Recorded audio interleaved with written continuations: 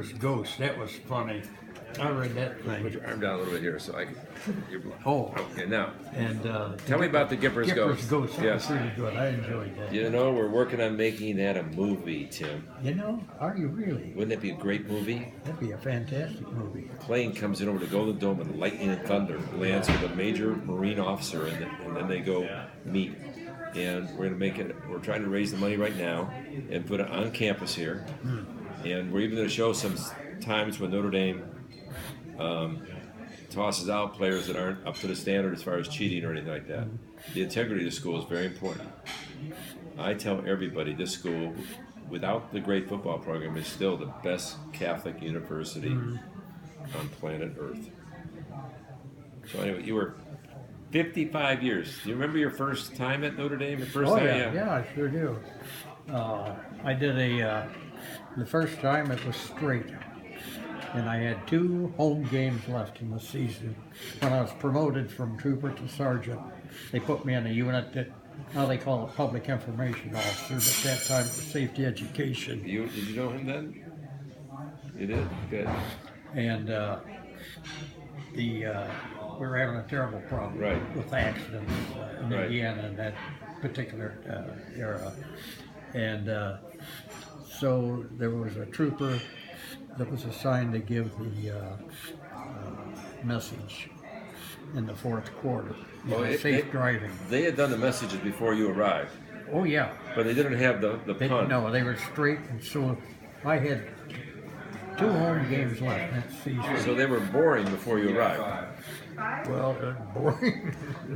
We could tell they were boring, but they made up for it by being dull. So I gave the 2 things, and hell, nobody listened to it. You know, they were all talking and everything. So I thought I'll try putting a quip at the end of those messages. You're from Chicago? Originally, world's greatest city. Do you remember Lynn Baldy? No.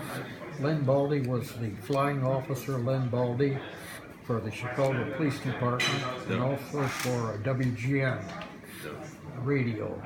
And it was one of the first times that they had helicopters patrol traffic to tell people where the jams were. Sure, I remember WGN very well. And Len was the one that did that.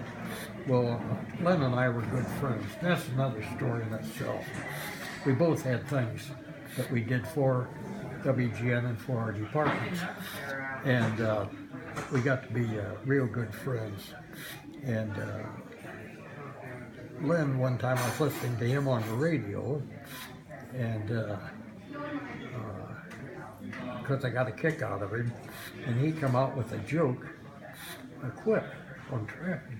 I thought that was funny. So he and I would get together about every 2 weeks to have lunch or something. I told him, I said, yeah, that was really funny. Yeah, he says, well, I thought I'd try that. He says, I've got some others. And he says, I'll send you a copy of them. And maybe you can use it sometime. She goes, hey, fine, Len. You know, they sent it to me.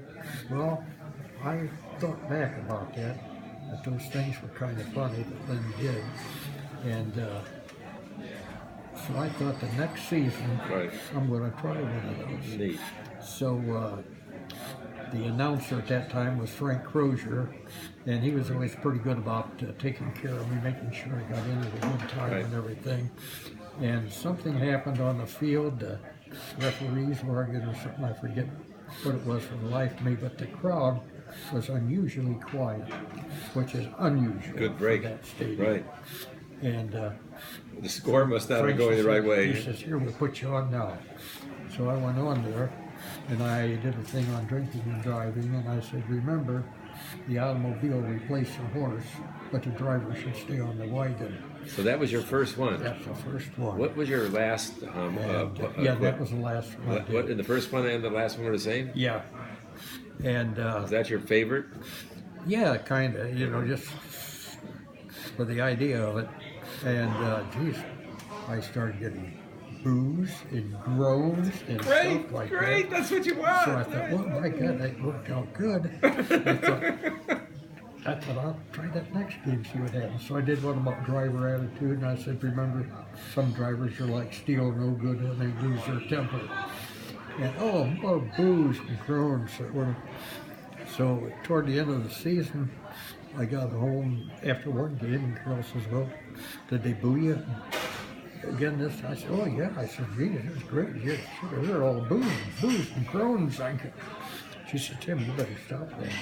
I said, "Hell no, Jill." I said, "I'm just what I wanted to do." Were you there at those games? No.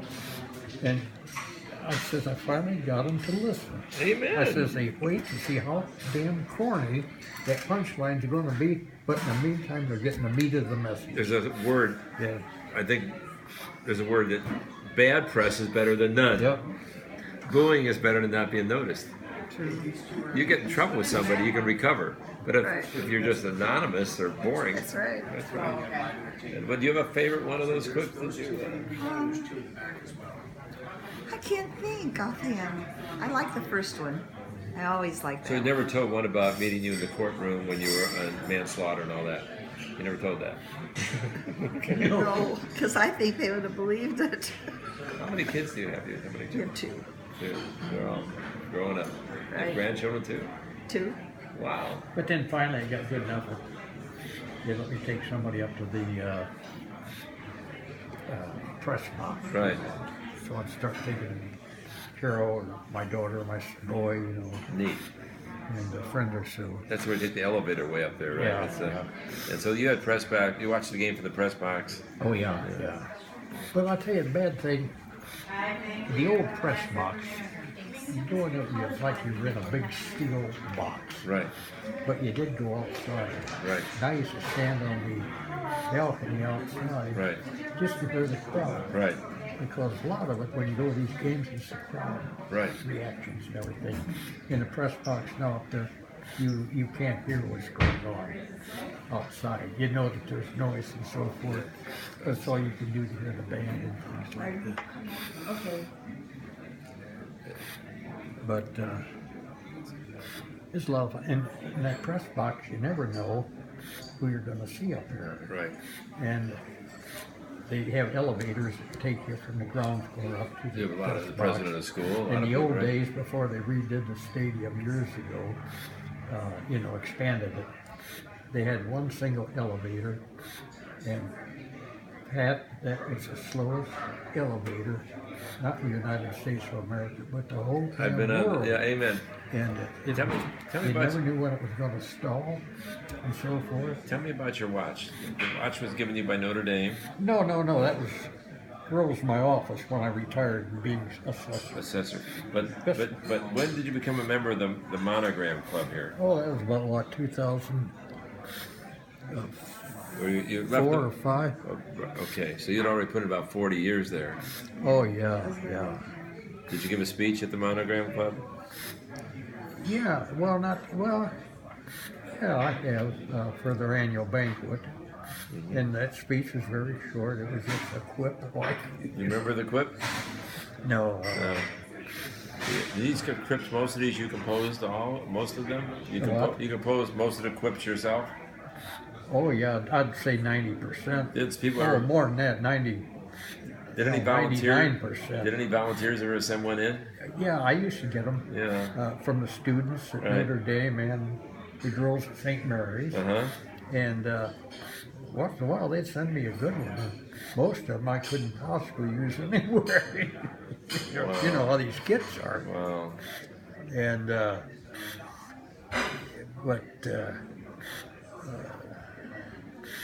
yeah, I've had a lot of people send them in to me. In fact, that's sad to see Muhammad Ali pass away. He was the neatest guy. I met Muhammad Ali Here at Notre Dame? in the elevator. At Notre Dame. Yeah. He was getting on the elevator guy. and he had a couple people with him. He's backing into it and he stepped on my toes. Polished shoes My then. shoes, yeah. Polished. And You're a trooper. well, this is not too long ago. Right. I mean, long after he Sure. retired, he was starting to get a little. Tim, I have to tell you, I think most people consider you far more important than Muhammad Ali. Who? Most people at Notre Dame and most Americans consider more important than Muhammad Ali. Oh yeah. By the way, we're gonna wrap up. Would you look at his soccer and give us a? But anyway, he stepped on my shoes and Yeah, he turned okay. around like to say, "Well, excuse me, some other champs or All no right. problem at all." I thought you knocked him out. Oh no. Okay. You want to give an aloha and go Irish to a Well, soccer not there? that guy out. But I saw him later. How about giving us an aloha and go Irish for our? I'm gonna send us back to Hawaii. Do what? How about? You have any message for people back in Hawaii? Back in Hawaii. Right there. Yes. Well, one thing nice about the wonderful islands of Hawaii is the weather is always wonderful. Here we have a lot of snow, not just in the winter time, but also at other times of the year. So the one thing to remember is when it's snowing, never let the driving get you not drumpy, but grumpy or dopey whenever the roads are snow white. All right. Thank you, Tim. We'll send this to you later.